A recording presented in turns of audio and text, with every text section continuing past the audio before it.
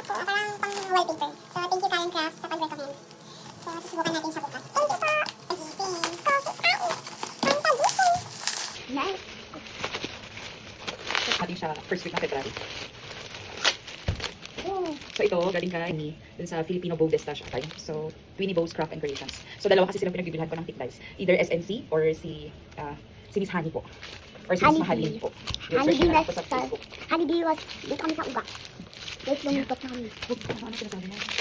So, itong tick dice na binili ko, nakalimutan kong sabihin na kulay pink pa rin yung gusto ko. Ito yung So sila kasi, ang tick dice po nila na Miss Mahalin at Miss Honey ay kulay purple at kulay pink yung foam. So, let's i-check po natin.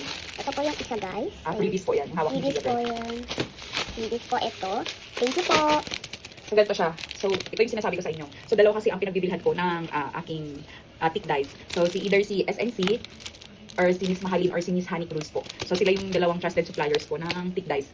More on hair bows kasi ata yung mga nabili ko na kay Miss, kay Miss Honey. Tapos yung sa SNC, so ito naman, yung isang tick dice, ito yung galing kay SNC. So, black naman siya.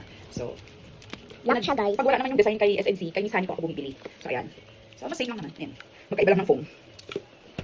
Pinakamak na, guys. Ito previous ka. Dito mo na, guys. Dito na, dito. So, ito, yan, mas galing po guys. Galing po kay Happy Station kasi wala pong ang tawag dito, wala pong stock si Miss Titi nung nakaraan ng Titi Goopy.